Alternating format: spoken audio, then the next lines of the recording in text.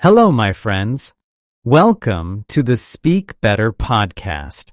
I'm Lewis, and today I want to help you see English in a new way.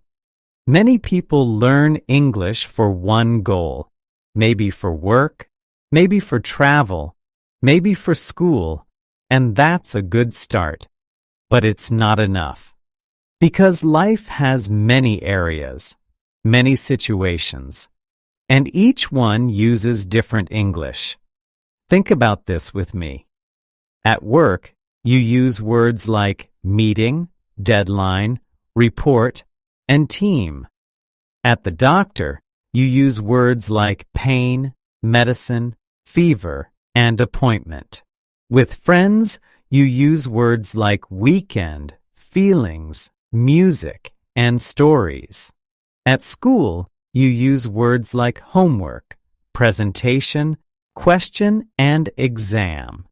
Each place is a small world, and each world needs its own words.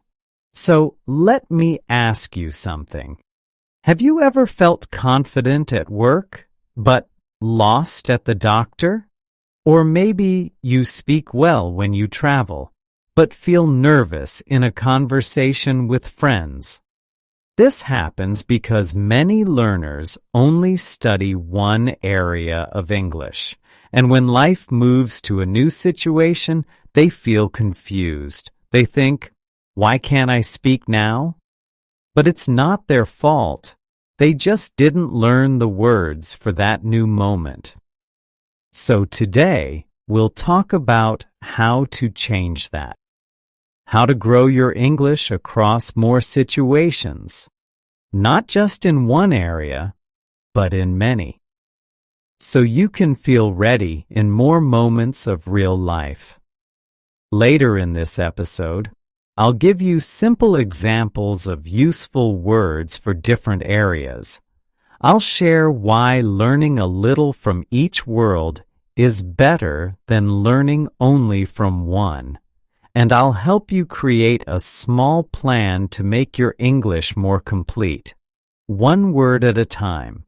So take a breath. You don't need to be perfect. You just need to be curious. You just need to open your mind a little more today. All right, let's begin. Let's start with a simple truth. Life is not just one thing. Life is made of many parts. Work is one part. Travel is one part.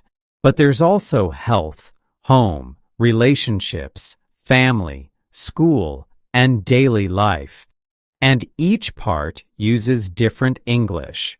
Many learners focus only on one area. They say, I need English for my job, or I want to travel, so I only study travel phrases. That's okay. It's good to have a focus. But if you stop there, something strange happens. When you go to a new situation, a new place, a new person, a new topic, suddenly you feel lost. You think, I know English. Why can't I speak? The answer is simple. You learned English for one world, but now you are in a different world. And this world has different words. Let's look at an example together. Imagine you go to the doctor. You feel sick. You sit down, and the doctor starts asking questions. They say, where is the pain? How long have you had the fever?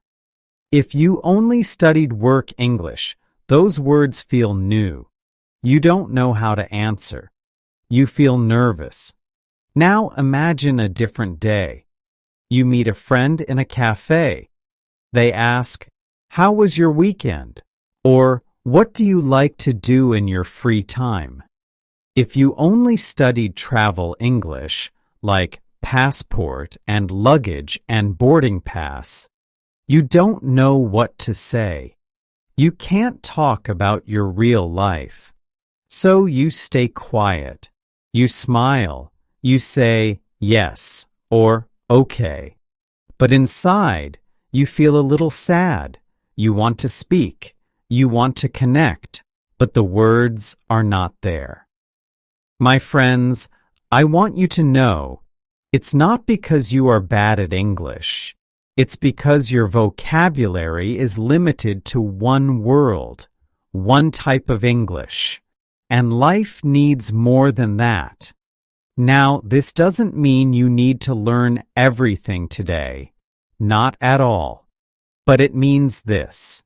If you want to feel free in English, you must slowly grow your words in different areas. Each area of life is like a small room.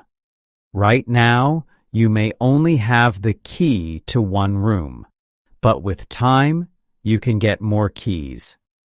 Keys for the doctor, keys for friendship, keys for shopping, emotions, family, phone calls, school, problems, and daily routines.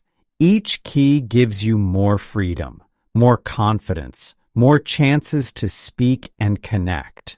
So don't stay in one room. Open more doors. Visit more places with your English. In the next part, I'll walk with you through some important areas of daily life.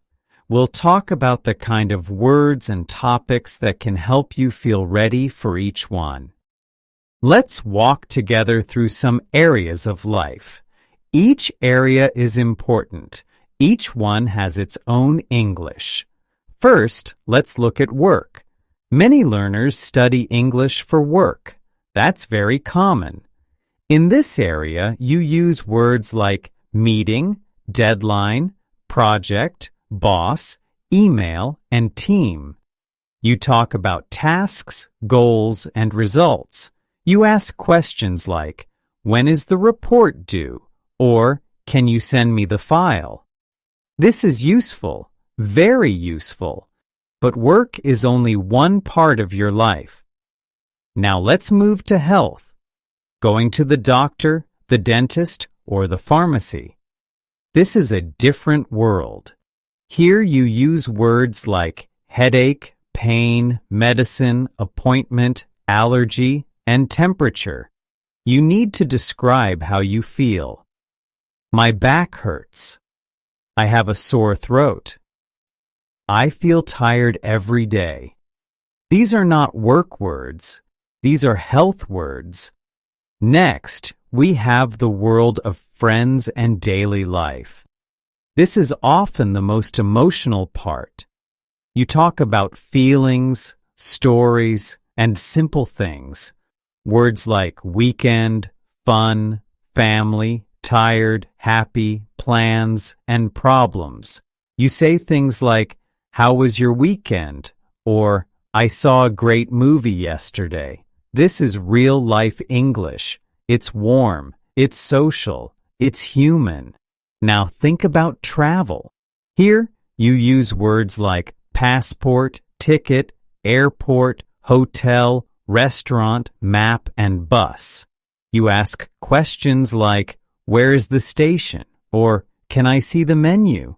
It's all about movement and directions. Very useful, but again, only for one situation. Now let's talk about school or university. Maybe you're a student. Maybe you're planning to study abroad. This area needs words like homework, lecture, notes, grade, exam, and schedule. You hear and use questions like, what's the topic of your essay? Or, when is the next class? It's a world with its own rhythm and words. We also have home life, things you do at home, every day. Laundry, dishes, vacuum, groceries, cleaning, cooking, paying bills. This area is often forgotten in English classes, but it's part of daily life.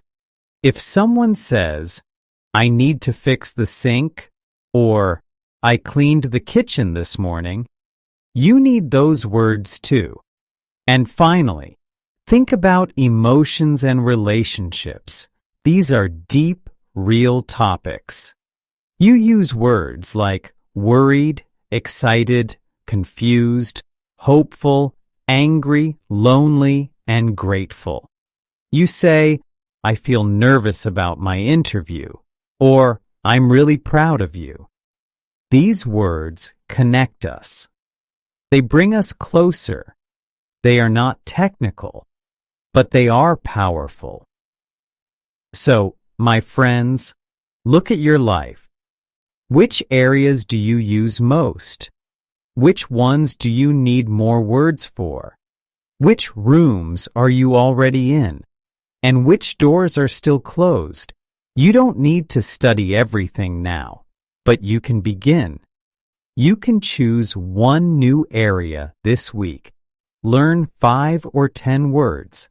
Listen to one small conversation. Watch one short video. Slowly, you grow, one area at a time. In the next part, we'll talk about how to practice these words and how to keep your English growing across all these areas without stress. So now you know something important. English is not just one thing. It is many things, many worlds, many situations, and each one needs different words. But now maybe you're thinking, how can I practice all these areas? How can I learn so many new words? That's a good question, and the answer is simple. You do it slowly, gently, one step at a time. Let's walk through this idea together. First, don't try to learn everything. That brings stress, that brings pressure, and pressure makes learning harder. Instead, choose one area to focus on this week, just one. Maybe you choose health, or maybe friendship, or travel. Pick the one you need most right now, or the one that feels interesting. That's your focus. Now, learn 5 to 10 new words in that area. Only a few, not too many. Write them down. Say them out loud. Use them in simple sentences. Like this. Headache. I have a headache today. Appointment. I have a doctor's appointment tomorrow. Medicine. The medicine helps me sleep. Say the words. Feel the words. Connect them to your life. Second, listen. Listening helps you hear how real people use these words. So find one short video, or podcast, or dialogue in that topic. Maybe a video about going to the doctor, or a scene from a movie where friends talk about their weekend. Listen slowly. Pause. Repeat. Shadow. This is not about speed. It's about connection. About hearing and feeling the words in real life. Third, speak. Use your voice. Even if you're alone, you can speak out loud in your room. You can imagine a situation. Pretend you're talking to a doctor, or a friend, or a coworker. Say simple sentences. Practice common questions and answers. That's real training. If you have a partner or a teacher, practice together. Choose a topic and do a short role play. One person is the doctor. One person is the patient. Then change roles. Have fun with it. Fourth, write. Writing helps you remember and reflect.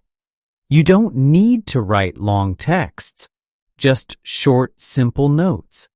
You can write a small journal entry using the new words, or a pretend conversation, or a list of phrases you want to remember. The key is to keep it easy, keep it human, keep it part of your life. And here's one more thing, my friends. Rotate the topics. That means change your focus every week or two. If you studied health this week, Maybe next week study home vocabulary. Then maybe travel.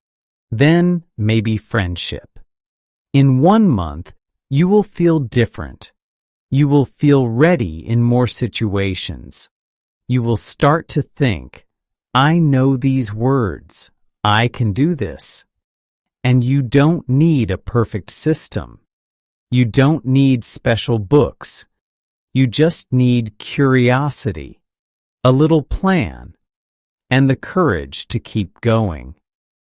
In the next part, we'll close this episode with a soft reflection, a reminder that English is not just about learning words, it's about becoming ready for life. Let's finish this episode together, slowly, calmly, with one simple idea in our hearts. Learning English is not only about words, it's about life, about being ready for life. You see, when you only know English for one area, you feel okay in one situation. But when life changes, when you meet someone new, visit a new place, or face a new challenge, you feel lost again. And that's not your fault. It just means your English is still growing. The good news is this: you can prepare. You can build your English little by little across many parts of life. And that gives you something very special: freedom. Freedom to talk to your doctor and explain how you feel. Freedom to laugh with friends and share your stories. Freedom to work, study, travel, and live with more confidence. Freedom to be yourself, not just in your first language, but in English too. And that freedom doesn't come from studying 10 hours a day.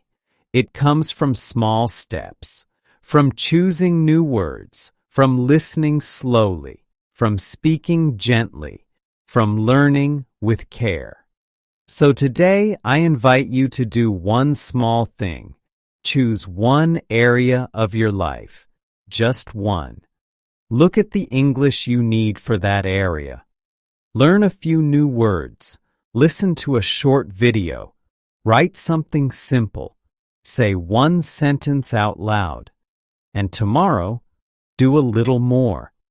This is how real English is built. Not in one day, not in one book, but over time. Through many moments, through many topics, through real life, and as your English grows across different situations, so does your confidence, so does your voice, so does your connection with the world. My friends, thank you for listening today. Thank you for growing your English in a smart and human way. I hope this episode helps you feel calm, clear, and ready to open more doors. Until next time, keep learning, keep speaking, and keep believing in yourself. You are doing better than you think. Bye for now.